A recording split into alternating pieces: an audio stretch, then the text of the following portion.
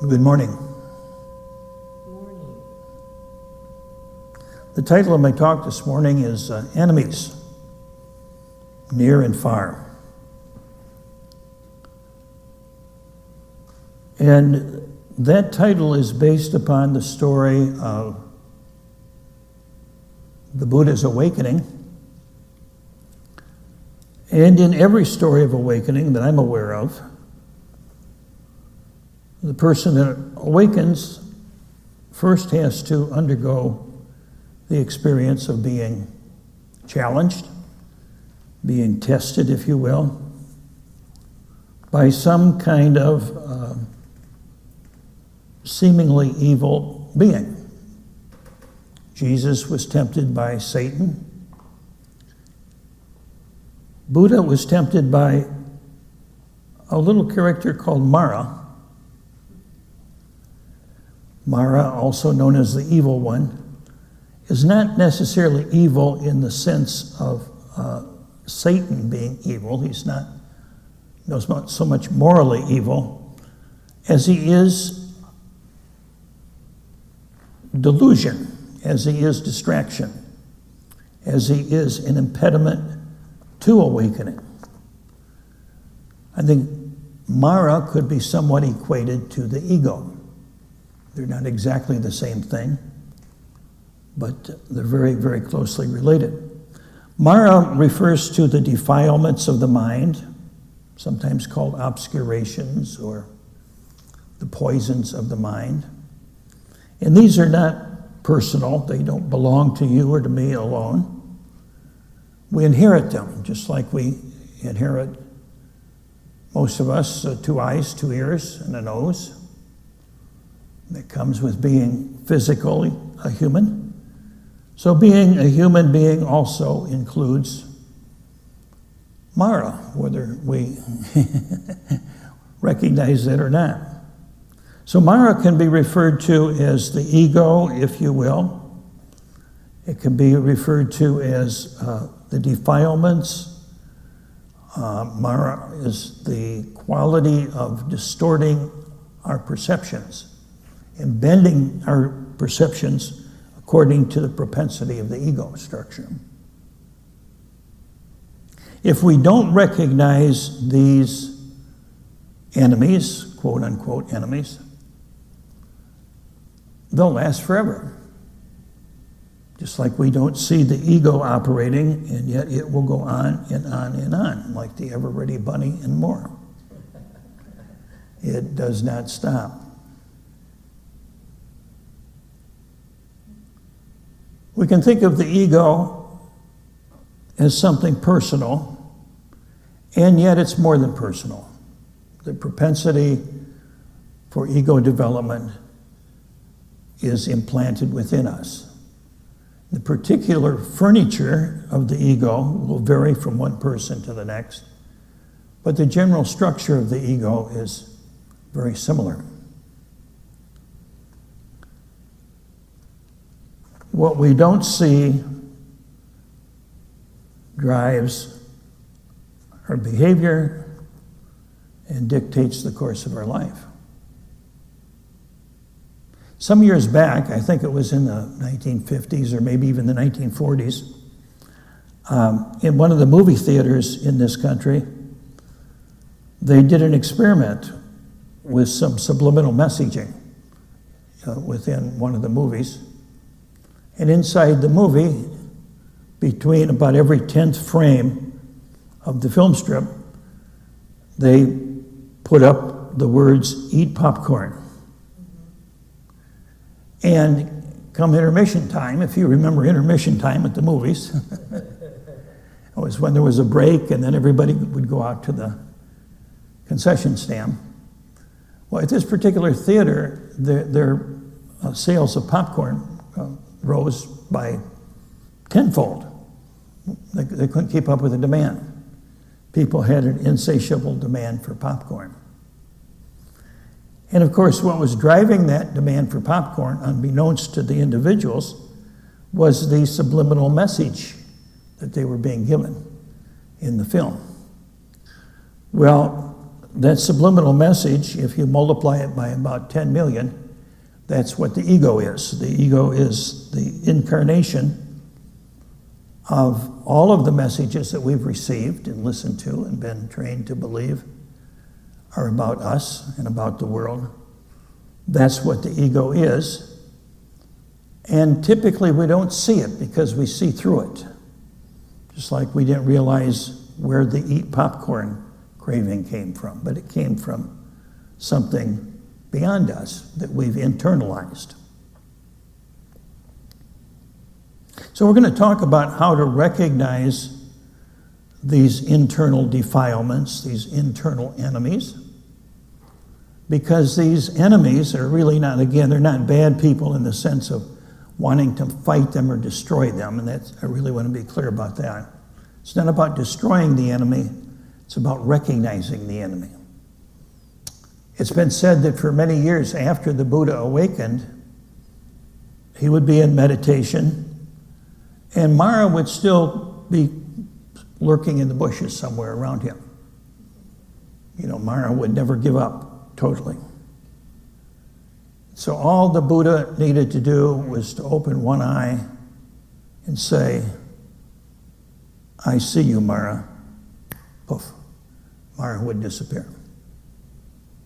So even an awakened being needs to be on the lookout for Mara.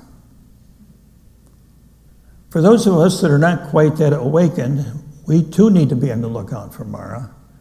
But Mara doesn't necessarily go away like that just when we spot him.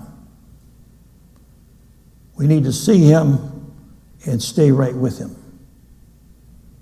Because like any delusion, it will disappear when we see what's real.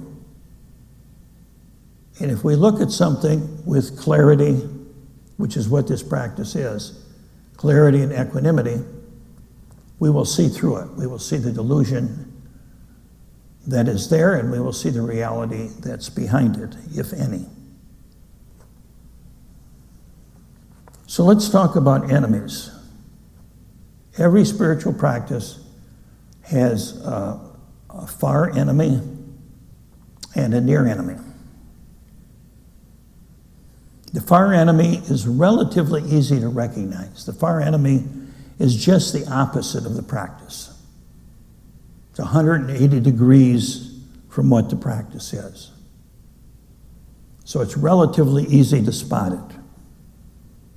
The near enemy, on the other hand, is a little more difficult to spot. The near enemy is like a spy or like malware in our operating system. It can masquerade as a friend, an ally. The near enemy can masquerade as the practice itself. And that's why the near enemy is so dangerous. Because we may be thinking that we're doing the practice, and we're really not. We're really doing Mara's bidding for him without realizing it. So let's talk about some specific practices and just give some specific examples of the near enemy and the far enemy and how to work with these.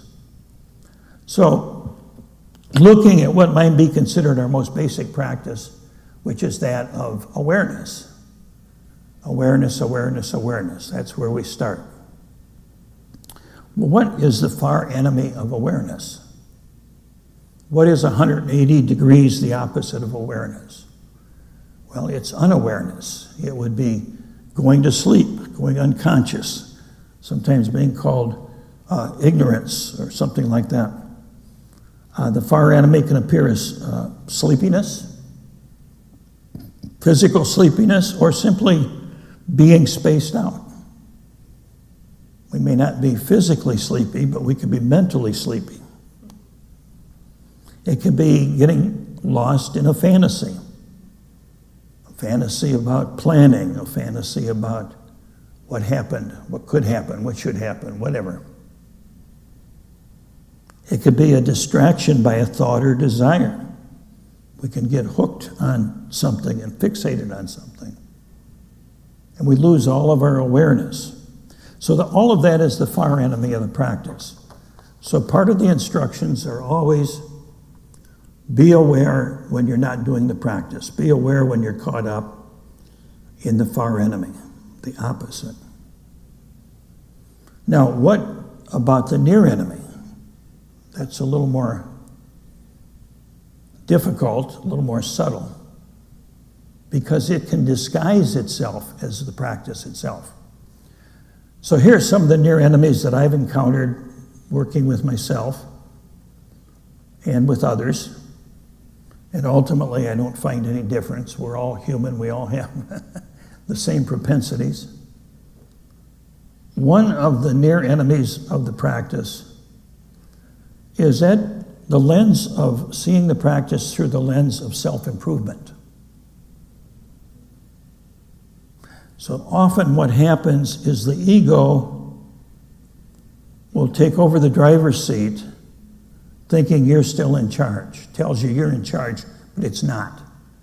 It's almost like an autopilot that takes over the wheel. So self-improvement is any time we think that we're somehow making the ego better by doing the practice, by making ourselves smarter,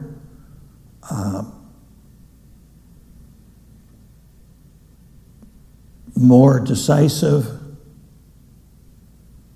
living easier, being more efficient, being more effective.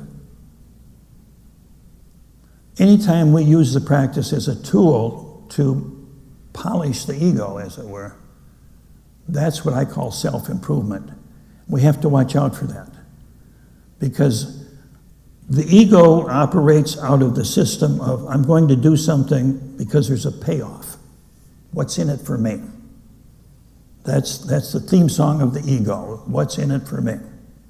And so when we do the practice, when that question arises, we can be sure that it's ego-driven. What's in it for me? What are the benefits? So if the ego is driving the bus, if we don't see any benefits to doing our practice, if I don't feel any better, look any better, or act any better in my own judgment, I'm not going to do it. It's not worth it, you see. So it's not about self-improvement in the sense of making the ego look better. Similar to that is something I call looking for the finish line, or trying to cross the goal line. I'm not there yet. I'll often hear people say, well, I'm working at it, and someday I'll get there, but I'm not there yet. Well, I don't know. I'm not so sure. Reminds me of a cartoon I saw some years back in a New Yorker. Usually, I'll confess, I read the New Yorker. When I get to New Yorker, I read the cartoons first. Then if I have time, I'll read some of the article. But in this particular cartoon, there's a caravan of Bedouins in the desert on camels. There's a father and the lead camel, and then the mother, and then about 5 or 6 kids on little camels behind. And Dad's in the lead camel, and he's turning around and he's saying, will you stop asking if we're there yet? My God, we're nomads.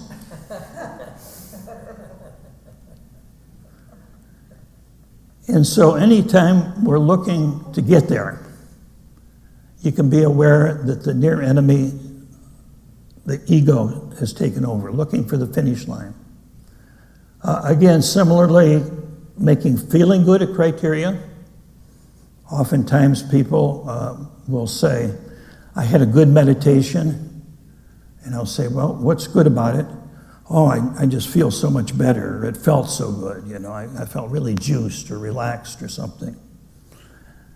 I mean, that's not bad to feel good, but if we make that the criterion or the goal of our practice, then we're going to be in trouble, because once again, that's the ego in charge if we're trying to make feeling good the goal. And of course, doubt is one of the ego's favorite weapons. Doubt says, well, why am I doing this? I don't feel any better. I'm not improving myself. And I've been doing this for 5 years, and I'm no closer to the finish line. So why should I keep doing this, you see? When those questions arise, again, just be aware that this is the near enemy. This is the ego showing up, disguising itself as the practice itself. So let's look at another practice, equanimity. Awareness and equanimity, you've heard those words many times, or at least from me or from Victor, from other teachers probably, many times. Equanimity means acceptance, friendliness towards each experience, allowing everything to be just exactly what it is. So the far enemy of equanimity is aversion. Go away, I don't want you here, I hate you. Or I'm afraid of you, I don't want to see you, I'm going to run from you. So any form of fear, hatred, condemnation, judgment, those are all far enemies of aversion, or of equanimity rather. Those are aversions. So we teach, watch out for aversions when they arise. That's the far enemy. That's pretty easy to see once we wake up to it. Now the near enemy, and again, this is what we need to be particularly aware of. One near enemy of equanimity is denial. I'll accept everything by just pretending there's nothing wrong.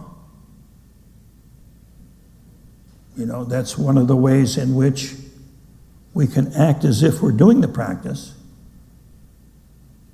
and yet we're really not. It's simply a form of aversion, but it's a form of aversion that we don't recognize. It's not the aversion that we can see clearly, but it's kind of a masquerading aversion. So I will just not feel what I'm feeling in my body. And when you ask me, what am I feeling in my body? I'll say, okay, I feel good. Everything's fine.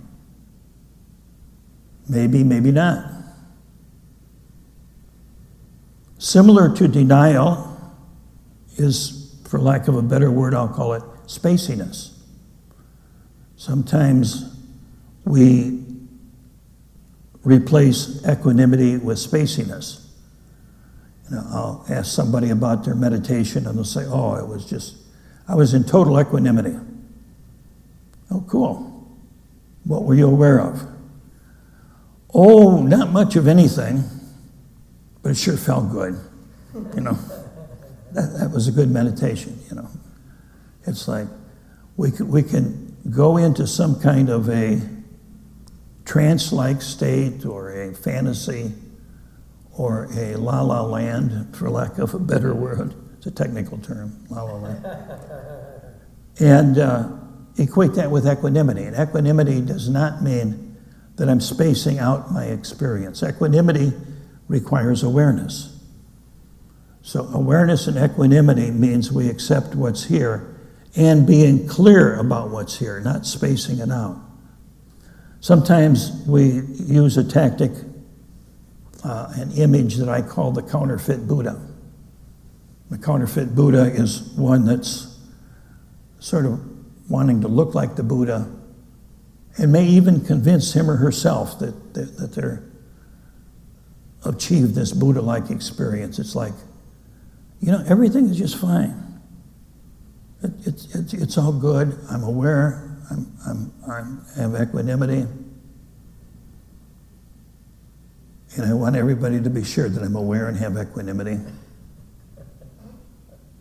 And I'm going to sit maybe a certain posture with my robes being just right, and et cetera, et cetera. Hey, look at me. I'm having equanimity, everybody. Now, we're not that blatant about it, but if we're really honest with ourselves, we can see that showing up, see that creeping in. Another near enemy of equanimity is tolerance. Well, I don't like it, but I'll put up with it because it's the practice. I'm supposed to have equanimity, so I'll put up with it. Or similar to tolerance is bargaining. That's a subtle one. Bargaining says, okay, the only way I can get rid of this is by accepting it.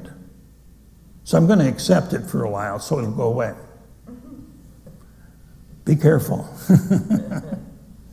If it doesn't seem to go away, maybe it's because we're not accepting it. You see, we're bargaining our way through it. You know, I'll sit so that I don't have to feel so bad. That's a bargaining. You see. Or another one might be confusing passive behavior for equanimity. Equanimity does not necessarily mean passivity in our behavior and in being in the world. You know, equanimity doesn't mean whatever you want, I'll go along with the flow, you know. What difference does it make?